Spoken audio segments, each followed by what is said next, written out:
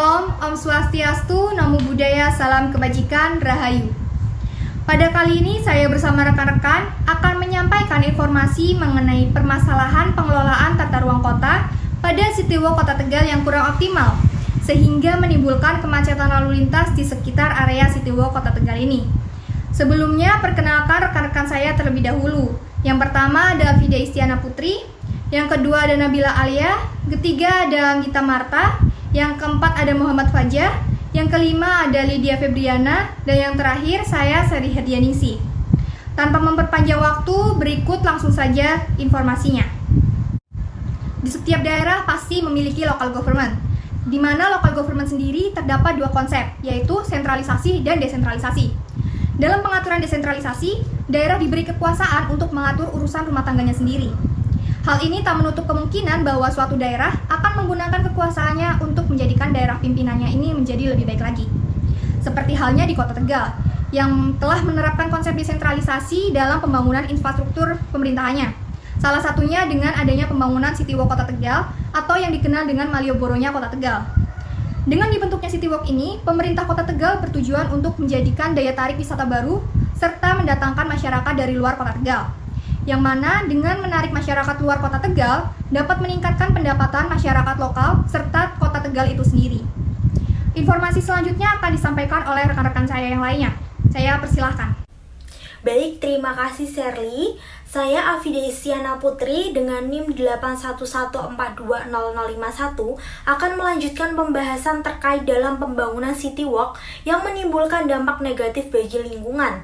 Hal tersebut disebabkan dengan pengaturan area dan lalu lintas kendaraan belum maksimal sehingga mengakibatkan kemacetan kendaraan yang cukup parah. Selain itu, pembangunan City Walk juga mengakibatkan penyempitan jalan di sekitar City Walk. Hal tersebut terjadi karena adanya pelebaran trotoar yang nantinya digunakan sebagai jalan khusus pejalan kaki. Kemacetan yang sudah dijelaskan sebelumnya juga disebabkan dengan adanya parkir secara liar yang memanjang di bahu-bahu jalan, sehingga menambahkan kesan lebih sempit. Bahkan sering juga ditemui sebagian besar sepeda motor memarkirkan kendaraannya di trotoar yang telah dibangun untuk pejalan kaki. Lalu penyebab lainnya dari terjadinya kemacetan ini karena banyaknya pengunjung yang berjalan di jalan raya, meskipun sudah disediakan area khusus untuk pengunjung berjalan. Hal-hal seperti inilah yang menyebabkan area kota City Walk Kota Tegal terkesan lebih sempit dan berantakan. Terima kasih untuk rekan saya selanjutnya mengenai penyebab kemacetan dan parkir liar di City Walk Tegal. Memang sering kerap terjadi di daerah-daerah yang memiliki aktivitas pembangunan dan juga pada daerah-daerah yang memiliki penduduk yang tinggi, serta sedang berlangsungnya tata guna lahan di suatu daerah. Kemacetan sendiri adalah suatu keadaan lalu lintas kendaraan yang melalui ruas trayek yang diteliti melebihi kapasitas jalan yang direncanakan, sehingga menyebabkan kecepatan bebas trayek mendekati atau melebihi 0 km per jam, sehingga menimbulkan kemacetan lalu lintas.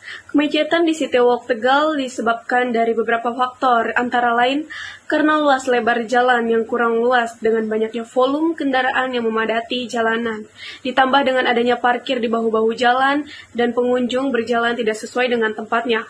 Akibat dari hal tersebut membuat kesan daerah sekitar City Walk Tegal menjadi tidak tertata dengan baik. Sekian dari saya, mungkin selanjutnya akan dilanjutkan oleh rekan saya. Di sini saya akan melanjutkan untuk menyampaikan informasi terkait faktor penyebab parkir liar di area City Walk dan trotoar. Mengenai parkir liar yang timbul di sekitar City Walk Kota Tegal ini disebabkan karena dua faktor, yaitu faktor internal atau faktor dari diri individu itu sendiri dan faktor eksternal. Faktor internal yang membuat maraknya parkir liar di City Walk ini karena masyarakat yang berkunjung kurang memiliki kesadaran untuk memarkirkan kendaraannya di tempat yang sesuai, dan yang kedua karena sudah menjadi kebiasaan bagi diri individu dalam memarkirkan kendaraannya secara bebas. Lalu ada faktor eksternal yang membuat pengendara memarkirkan kendaraannya secara bebas, antara lain karena tidak adanya ketegasan atau tidak adanya aturan hukum yang diberlakukan untuk mengatur parkir di sekitar City Walk Tegal Dan karena tidak adanya sanksi tegas akibat perbuatannya sehingga membuat pengendara cuek dan tidak takut untuk memarkirkan motornya secara liar. Lalu mengenai kemacetan di area City Walk Kota Tegal ini, selain dari adanya parkir liar di sepanjang bahu jalan, juga disebabkan karena sikap pengunjung yang tidak mematuhi aturan dan tidak memanfaatkan fasilitas berupa bahu jalan khusus untuk pejalan kaki dengan baik. Mungkin itu yang bisa saya sampaikan. Untuk informasi selanjutnya akan disampaikan oleh rekan saya. Selanjutnya, upaya yang dapat dilakukan pemerintah untuk menanggulangi permasalahan tersebut. Terkait permasalahan yang dipaparkan sebelumnya, perlu adanya upaya yang dilakukan untuk menanggulangi permasalahan yang terjadi. Adapun upaya yang dapat dilakukan pemerintah Kota Tegal dalam menanggulangi kemacetan dan parkir liar di sekitar area City Walk antara lain, yang pertama menegaskan dalam pengenaan sanksi terhadap kendaraan yang parkir sembarangan, baik yang parkir di bahu jalan dan trotoar, yang mana kedua tempat ini tidak diperfungsikan untuk parkir kendaraan sesuai dengan Undang-Undang Nomor 22 Tahun 2009 tentang Lalu Lintas dan Angkutan Jalan atau LLAJ, pasal 287 yang berbunyi bahwa melanggar rambu-rambu lalu lintas atau marka dipidana dengan pidana kurungan paling lama 2 bulan atau denda paling banyak Rp500.000.